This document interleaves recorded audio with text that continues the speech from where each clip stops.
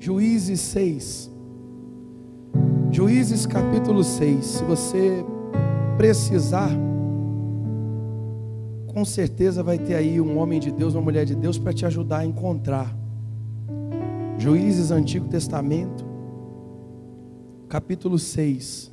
Aqui nesse capítulo, a maioria de nós, se não até todos, a gente conhece a história de um homem chamado Gideão. E Deus encontra alguém disposto a fazer alguma coisa. Deus encontra alguém com um mínimo de coragem de pelo menos fazer algo para que ele tenha provisão, para que ele tenha providência, para que ele possa comer. E esse alguém é Gideão. Gideão desce quando todo mundo estava dentro das cavernas, enfiado em trincheira. Gideão, ele vai lá, e mesmo o lugar não sendo apropriado, mesmo tendo risco, mesmo havendo perigos, mesmo diante de todas as frustrações, a gente vai ver daqui a pouco isso, que a vida vinha impondo a eles, ele chega à conclusão que se tinha uma coisa que não dava para fazer era ficar parado, porque a barriga doía, a comida tinha que existir, eles tinham que comer. Aí ele se enfia dentro de um lagar. Lagar é como se fosse um tanque. Ele começa ali a bater o trigo, malhar o trigo, porque eles precisavam fazer a farinha para poder comer. Alguma coisa tinha que ser feita. E é quando ele faz isso, quando ele toma alguma atitude, que o anjo do Senhor que está ali debaixo de uma árvore, segundo a Bíblia, vê disposição em Gideão. Ele não viu fé em Gideão. Se você ler o texto, quando o anjo vai falar com Gideão e fala para ele: você é um homem valente, Deus é contigo. Ele fala: Deus é com a gente? Olha as palavras de Gideão. Deus é com a gente? Se Deus fosse com a gente não estava vivendo o que a gente está passando. Então já não era mais uma questão de fé. Existe um momento que a coisa se faz tão grave, tão profunda, machuca tanto, fere tanto, que chega a abalar a fé da gente. Quem está entendendo alguma coisa? E não tem bom. Não tem quem diga assim: eu resisto, pode vir, eu enfrento. Enfrenta nada, você enfrenta um tempo. Mas nem você, nem eu, nenhum de nós, a gente não sabe os limites da gente. Se alguém perguntasse para mim: você seria capaz de roubar? Eu diria: claro que não. Jamais passou pela minha cabeça roubar. Até o dia que a gente passou fome. Aí eu pensei comigo: isso eu estou falando do que eu vivi. Eu acho que eu vou sair e vou encontrar uma senhora aí na rua, que é mais fácil, e vou tomar dela um dinheiro, porque assim eu vou lá no mercado e compro a comida para as crianças, porque a situação era feia. Aí eu não encontrei coragem para fazer isso. Eu saí andando na rua para ver se eu achava uma nota de dinheiro, porque eu ia vir para casa e ia ver se eu imprimia. Falsificação. Os pensamentos que passaram na minha cabeça. E a gente pensa isso. Até aquele dia, se alguém perguntar se você seria capaz de fazer isso, eu ia dizer que não. Mas a gente só se conhece quando a gente chega no limite da coisa, quando o limite está sendo ultrapassado. Quem está compreendendo alguma coisa? Então não se admira se em algum momento você fez alguma coisa, agiu de alguma maneira que você nunca esperava, e olha para isso e de repente os pensamentos sobre isso te condenam. Deus conhece os teus limites, sabe o que te leva a fazer o que você faz. Mas Ele espera da gente uma atitude. E Ele viu esse homem. Mas a pergunta é: o que é que levou essa gente a chegar nessa situação? Por que ele chega num ponto onde ele vira para o anjo E de repente ele não conseguiu discernir que aquilo ali era um anjo. Porque assim como anjos visitaram Abraão, o anjo não apareceu com uma auréola em cima da cabeça e asas ali, uma luz muito grande. De repente ele estava na forma de um homem, ele não conseguiu discernir aquilo, como a gente muitas vezes não consegue discernir. Você vem na igreja, ouve uma palavra e às vezes vai embora sem entender que é Deus te despertando para alguma coisa, te preparando para alguma coisa, falando com você, não é para o outro, é para você, é para mim, é com a gente que Ele está falando. A única razão dele permitir que você chegasse aqui de alguma maneira, porque você passou por um monte de lugar e poderia ter ido para qualquer outra. Alguém hoje, em algum lugar, preparou o dia todo a cabeça, a mente, dizendo: à noite eu vou na igreja, e não está aqui, ó. Mas você veio. Isso é Deus trabalhando dentro de você, na sua vida, nas coisas que você precisa. Na virada do ano, Ele falou para a gente: eu é que sei os pensamentos que eu tenho a vosso respeito. E Ele disse que os caminhos dele não são os nossos, é que a gente sempre tem os nossos. Diante de algumas coisas que têm acontecido nos últimos dias aí, eu tenho me perguntado como faz para ajudar quem não quer se ajudar. Como é que faz para fortalecer quem não quer se fortalecer? Como é que você ajuda? Hoje de manhã você tem um exemplo, e vou falar aqui de novo. Há 7 meses atrás eu estava tendo que todos os dias ir no hospital, porque meu pai estava lá, na UTI. E ele estava num lugar assim, o leito dele ficava aqui e na frente tinha um outro leito, bem na frente dele. E nesse leito tinha uma moça nova, que tinha tomado um vidro de chumbinho para se matar. Correram com ela para o hospital, fizeram tudo o que precisava fazer, lá conseguiram recuperar a moça, ela não morreu. Só que ela não abriu os olhos, ela não respondia, não se movia. E um dia eu ouvindo de curioso a conversa do médico, porque a visita é sempre junto, quem já foi numa UTI sabe disso. A família, todas as famílias visitam no mesmo horário, é dado um horário, vai todo mundo lá, e é a hora que os médicos vêm para dar o diagnóstico ali, o parecer de cada paciente. Então é normal que você estando aqui, ouça o que estavam falando do lado. E a mãe dessa moça perguntou para o médico: doutor, quando é que ela vai acordar? O médico falou: sua filha não tem mais nada, agora depende dela. Ela está acordada, o problema é que ela não quer viver. Que remédio você dá para uma pessoa dessa? Que palavra você dá para alguém que não quer crer? Que chave você entrega para quem não quer mais passar pela porta, não quer mais encontrar uma saída, porque está decidido? Assim é a gente. Quem escolhe crer na direção de Deus somos nós. Quem escolhe pegar a nossa vida toda destruída, onde você não encontra alegria, onde você vai, você não consegue encontrar entusiasmo nas coisas que você faz, e imagina: não, vou fazer tal coisa, vou em tal lugar, vou fazer isso, vou estar com aquele, vou frequentar tal lugar, não consegue encontrar força em mais nada. O que fazer para mudar uma situação dessa? Não tem como. A igreja não vai mudar quem não quer ser mudado, porque a igreja pode oferecer uma porta aberta, uma luz acesa e uma mensagem vinda da palavra de Deus, da boca de Deus. Mas a realidade da sua vida você vive quando você sai lá fora, e os caminhos de Deus não são os nossos. Quem está entendendo? Ela não queria viver. Como é que acorda essa pessoa? Acho que ninguém mais na face da terra queria mais do que aquela mãe, que ela abrisse os olhos, que ela vivesse. Mas ela não queria. Tem coisa que está no nosso alcance, tem coisa que foge do nosso alcance. Quem está compreendendo? Olha o que diz aí no capítulo 6, versículo 1.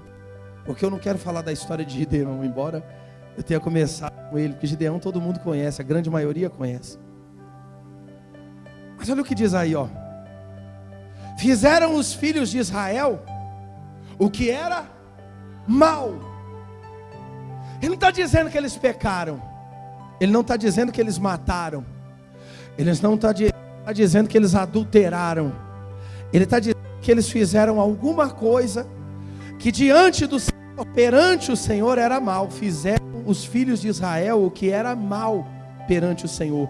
Por isso, o Senhor os entregou nas mãos dos midianitas por 7 anos. Durante 7 anos, prevalecendo o domínio dos midianitas sobre Israel. Fizeram estes, os midianitas, ou melhor, fizeram estes, os filhos de Israel, para si, por causa dos midianitas, as covas que estão nos montes, as cavernas e as fortificações.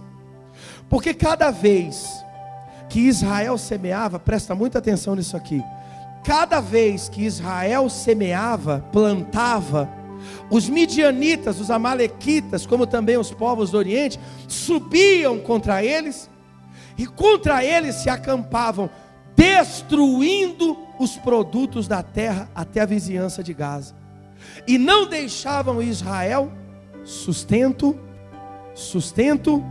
não deixavam nada, nem ovelha, nem boi, nem jumentos, pois subiam com os seus gados e tendas, e vinham como gafanhotos em tanta multidão, que não se podia contar, nem a eles, nem aos seus camelos, e entravam na terra para... O inimigo só se levantava para isso. Ele não ia lá para roubar a terra deles e falar: a partir de hoje isso aqui pertence a nós, a partir de agora vocês não plantam mais aqui. A terra permanecia lá. Entenda o espírito da coisa, o entendimento, a compreensão da coisa.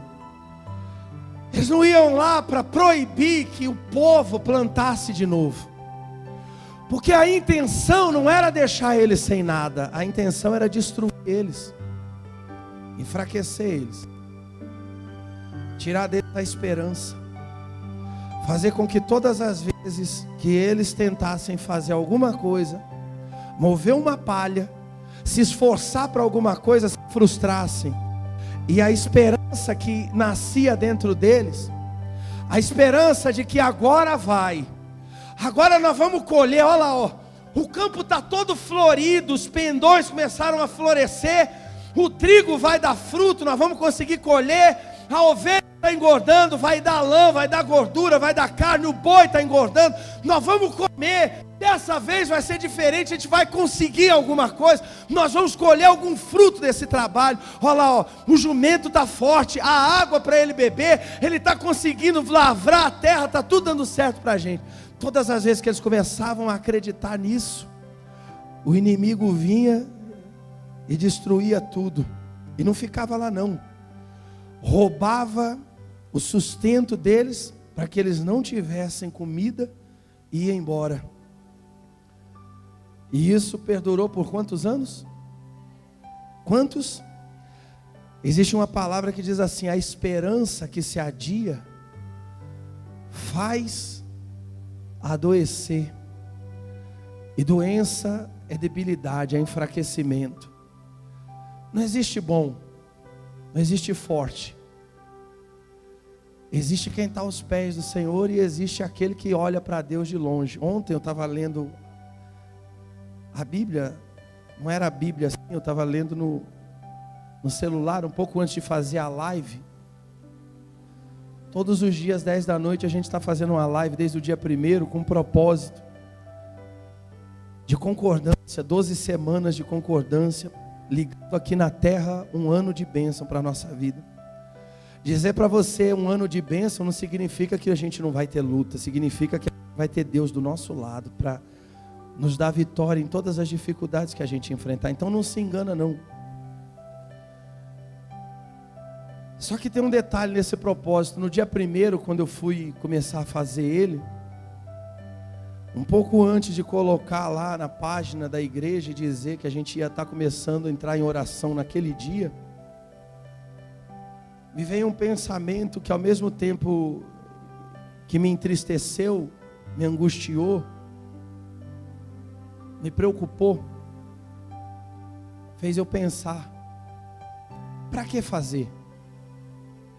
Para quem fazer?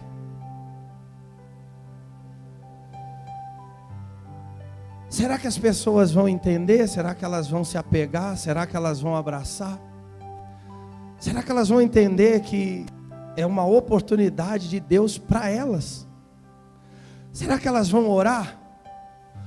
Porque ao longo de um ano todo, a gente se coloca diante de Deus e a gente pede: Senhor, nos dá uma provisão, nos dá uma direção, nos mostra um caminho. A gente precisa alcançar. Tem gente que está lá passando fome, tem gente que não está conseguindo trabalho, tem gente que a família está destruída, o filho está doente, o parente está assim, a situação está assada. E essas pessoas têm buscado na igreja encontrar alguma forma de buscar no Senhor uma saída. Então nos dá isso, e Deus foi dando, do primeiro dia do ano até o último. E sabe o que acontece? As pessoas começam, mas no dia seguinte elas param. Aqui está escrito que esse povo aqui, sofreu 7 anos. E todos os anos eles eram roubados. E todo tempo o inimigo se levantava de todos os lados e cobriam a terra. Então tamanha era a quantidade deles, para destruir, para minar a força. Só que enquanto havia força neles, ao invés de se voltarem para Deus, enquanto havia disposição, ao invés de entenderem aonde estavam errando, por que aquilo estava acontecendo, qual a razão de estar vivendo tanto problema, qual a razão de tanta luta, qual a razão de tanta esperança frustrada, não, rasgavam a terra e plantavam de novo, buscavam outra vez e tentavam outra. Às vezes a gente luta muito e colhe pouco, porque a gente está perdendo, a gente está desgastando, a gente está empenhando força em coisas que não traz resposta para a gente. Às vezes a gente simplesmente cruza os braços e espera para ver o que é que está acontecendo, ou aonde vai dar a coisa. E eles foram fazendo isso. Versículo 6 diz assim: assim Israel ficou muito debilitado. Ficou? Por favor, repete mais uma vez. Ficou? Feche os olhos. Senhor, que de tanto repetir muito, essa palavra venha ficar gravada dentro do coração de cada um de nós, para a gente compreender, em nome de Jesus. Muito debilitado. Você sabe o que é debilitado? O que é debilitado, gente? Fraco, sem força, sem ânimo, sem vontade. Debilitado.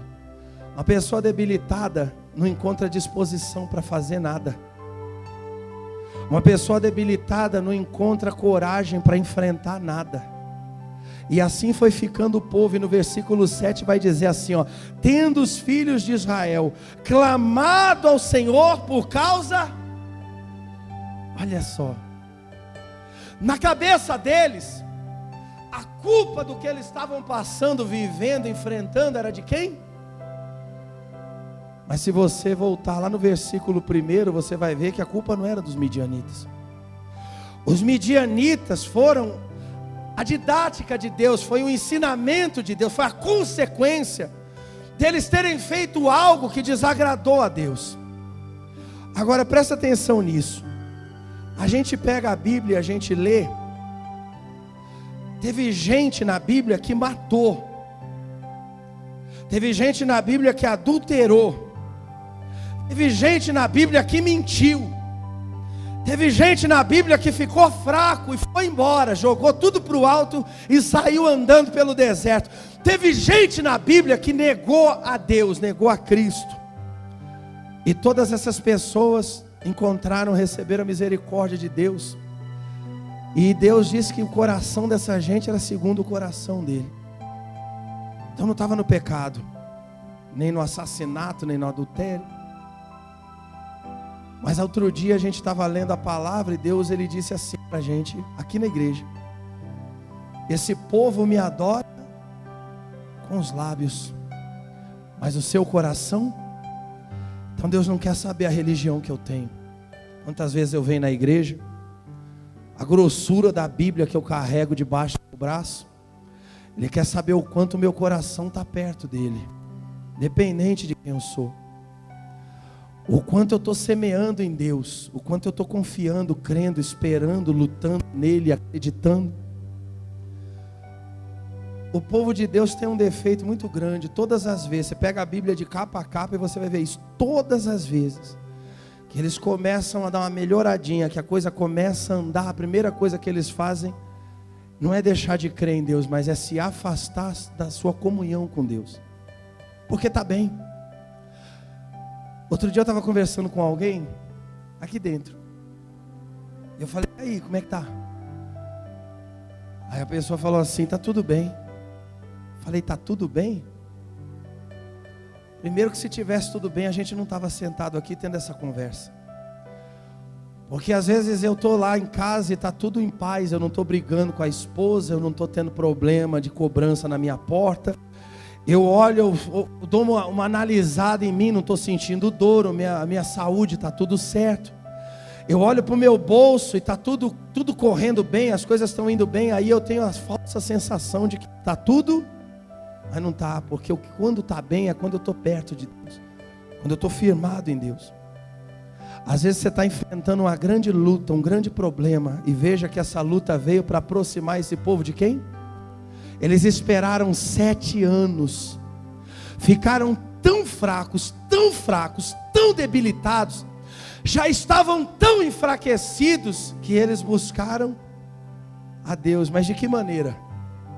Dentro da caverna, sem fazer nada para mudar.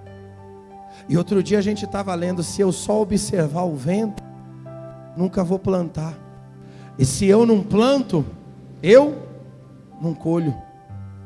Esses dias eu dei uma folha para as pessoas. Falei, escreve aí o que você tem como esperança no seu coração. Foram 28 folhas. Tem 12 ali. O que eu mais tenho é respeito por todos que têm vindo nesse lugar. Quero ter a sua amizade. Hoje eu falei para um amigo meu aqui. Falei, eu quero ter a sua amizade. Quero poder frequentar a sua casa. Quero que você frequente a minha. Mas aqui em cima eu tenho que ser pastor.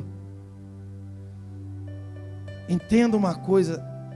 Se você não ora, se você não obedece à direção que sai do altar, o que é que você está fazendo na igreja? Se você não tem disposição para cumprir a direção que Deus está dando nesse lugar, você espera ver que tipo de mudança na sua vida? Eu não estou aqui para te enganar não, e quero que você se firme cada vez mais, e falo isso debaixo de todo temor. Mas se você não tiver disposição para colocar a tua vida dentro de uma obediência, e a única coisa que Deus pede é obediência. Se você for lá em Deuteronômio 28, ele vai dizer, bênçãos decorrentes da obediência a Deus. Quando eu e você formos obedientes a Deus, a gente não vai mais precisar correr atrás de bênçãos. As bênçãos virão e nos alcançarão. Isso é palavra de Deus. Porque pastor nenhum, bispo das galáxias, apóstolo das estrelas, papa do céu, ninguém, homem nenhum vai mudar a tua vida com o toque da mão dele. Não vai, não se deixa enganar. É a tua obediência à palavra de Deus. Só assim sua vida muda, a minha vida muda. Então você pode correr para todo lado, e muitos aqui já foram em vários lugares, e a vida, você pode até chegar aqui e falar que está tudo bem, mas se tivesse, você não estaria como está. Pesa o que eu estou falando e olha o fruto da sua vida, porque eu estou aqui para julgar, para despertar. 7 anos. Sabe quando que o procura ajuda? Quando eles não estão mais suportando a situação dentro de casa. Sabe quando que a gente vai no médico? Quando que a gente vai no dentista, a maioria de nós, quando a gente já não está mais aguentando dor e o remédio já não tem mais efeito. Aí a gente corre lá. Sabe quando a pessoa para de gastar? Não é quando o dinheiro acaba, é quando o sistema do crédito não permite mais, porque enquanto puder ela tenta, ela vai tentando. Então quer dizer, a gente espera o limite das coisas, eles esperaram o limite. E aí eles se viram numa situação desesperadora. Mas quando alguém toma alguma atitude, é Deus falando, ainda há saída. E a atitude é crer, é confiar. E Deus falou para esse homem que se levantou para fazer alguma coisa. Nesses dias aqui, ó, esse homem foi Gideão. E hoje é quem? Hoje é você. É você pela sua vida, é você pela sua casa, é você pela sua família, é você pela sua saúde, é você pelo teu emprego, é você pelo teu dinheiro, é você por tudo que você necessita. Não vai ter outro não, é você, mas você precisa obedecer e fazer cumprir. Porque se você não plantar, se você não planta a tua fé, mas eu faço do meu jeito, vai então, vai vir, vai ouvir a palavra, porque se é para ser do teu jeito, não é do jeito de Deus. Você precisa vencer teu orgulho, eu preciso vencer o meu, a gente precisa quebrantar o nosso coração. Com Deus só funciona do jeito dele, e é preciso se derramar na presença dele. Você pode seguir o caminho que você quiser, você pode agir da maneira que você entender, você pode buscar a igreja que você quiser. Se a tua esperança é que em Deus você venha encontrar saída, então no final da história vai ter que ser do jeito dele. E para esse povo foi a fome, foi a humilhação, foi o desespero, mas para mim, para você não precisa ser isso. As coisas não precisam demorar, as coisas não precisam chegar num ponto onde você de repente não encontre forças. Porque você ainda tem força, por pior que seja o momento que você está vivendo, por mais desacreditado que você acha que você esteja, você está aí, ó, está ouvindo a palavra. Quem está entendendo alguma coisa? Esses dias alguém mandou mensagem chorando, desesperado, pedindo ajuda. Que tipo de ajuda você está esperando? Só dá para mim te ajudar se você quiser te ajudar. Eu falei, irmão, vem na igreja. Cadê ele? Mas aí a pergunta foi, e aí, como é que tá? Não, tá tudo bem, tá tudo bem? Não tá tudo bem não, irmãozinho. Satanás está só aprofundando o buraco para te empurrar dentro dele, de maneira que quando você cair, você não consiga mais sair de dentro dele. Fica de pé no seu lugar, por favor. No versículo 10, para encerrar, ele diz assim: eu sou o Senhor vosso Deus, não temais os deuses dos amorreus, em cuja terra habitais, contudo, não destes ouvido à minha voz. Eu não sei quem você entende está falando com você aqui hoje. Você pode até acreditar que sou eu, que é eu que estou aqui gritando, mas Deus não te trouxe aqui para ouvir a minha opinião. Deus não te fez sair da onde você estava para você ouvir o que eu acho ou o que eu penso da vida. Feche os seus olhos.